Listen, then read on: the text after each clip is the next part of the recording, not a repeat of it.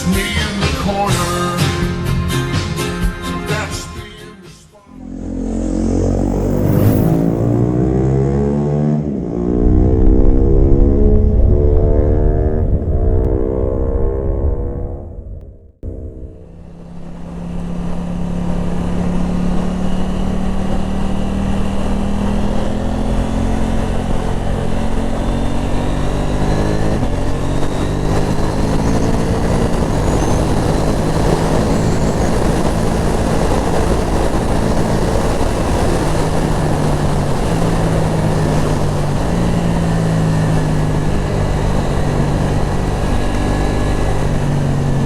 Hey folks, how are we all? Hope you're all well. Quick video today. I'm aware that I've not been out in Moose for a while, been a lot of swart pulling videos up on my channel, and it's just to kind of fill you in as to why that's the case. Well, basically, long story short, I've bought a new bike. So by the time you watch this video, I'll probably have it parked up in my garage. I've hopefully ridden it home rather than taking it home in the van, and started the running in process. And yeah, so Moose has been sitting idly in the garage for the time being because I didn't want to tempt fate, and well, you know how these things work out. I didn't want something to go wrong if I thought about chucking them on the market. At the moment I don't have to, but when I planned to buy this bike, I put my deposit down at the start of February this year. The climate was slightly different, and things might change, so at the moment I don't have to sell them, but in case I do, I want to keep them in good condition. Don't want any hold radiators. Lots and lots of resurfacing work getting done just now. I literally took 3 different roads today trying to avoid loose chippings, resurfacing work around the house, our village. So yeah, it took me about 20 minutes to get out onto the main road today trying to avoid them. In the end I couldn't. So that's the kind of thing I'm worrying about, taking them out, something nasty happening. Love the bike still, yes. Well, we all know how I felt last year with them. Fantastic bike, but I have to admit my warranty experience has soured the experience for me. Find it really irritating. The lack of help that you get from certain companies kind of puts you off going back to them, because you're thinking, wow, you know, you've got a full service history here. I've dealt with this. You've dealt with my bike since day one, and well, I'm not saying that they've seen my channel, but they can tell that I don't abuse the bike. It doesn't do bloody stoppies and power wheelies everywhere. It hasn't done a track day, and yeah, you get treated like that. So I'm not one to hold a grudge much. I just yeah, I take things like that pretty personally. Maybe I shouldn't, but I never say never. I may come back to KTM at some point, but at the moment, yeah, it's still irks me a little.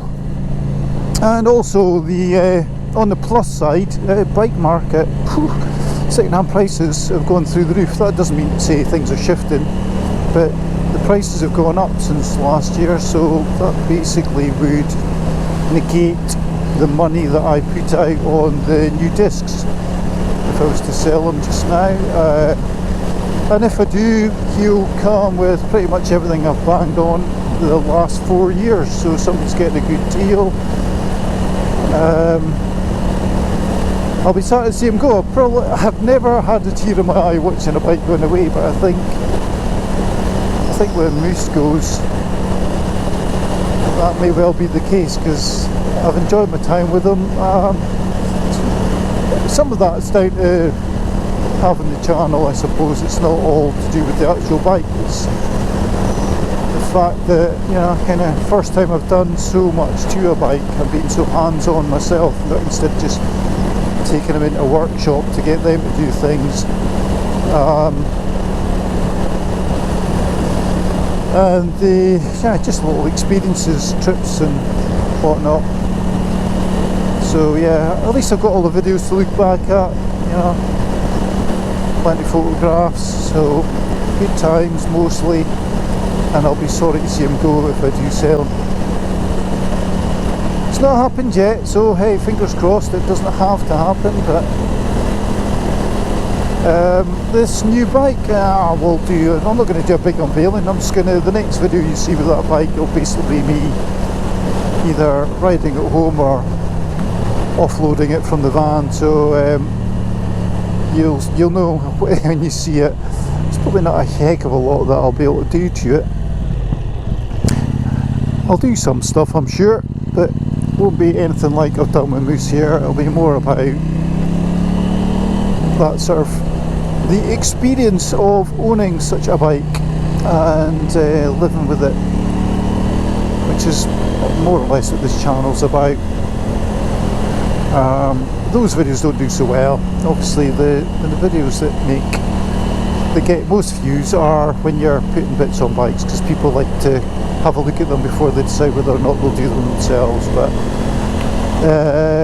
for me, I just enjoy making the videos, so it doesn't really matter if it's big numbers or not. The little smart pulling, hopefully I'll just carry on doing stuff to that as well. I have a few things in mind for it, and I'll just chip away with that too, and try and keep churning out some of the places I go videos alongside the new bike, and hopefully still 790 videos. It's not cheap running a bike just now, is it? It used to be like, well, when I started riding, I could put 10 quid in the tank probably a couple of times and have a good day out. You're paying that. You're probably paying about 40-50 quid every time you're out.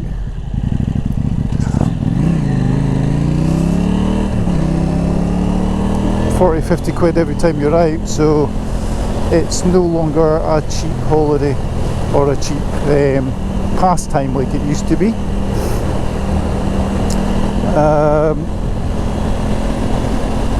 And they are definitely a luxury just now the way things are. I fully appreciate I'm a lucky sod that I can still have a new bike. I didn't have to cancel my order, but it is, believe me, a luxury, and I appreciate the fact that I can go and do that.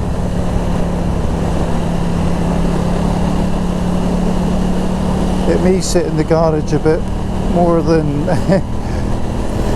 would be normal until things pick up again, but you know, it's there, or it will be there hopefully. Yeah.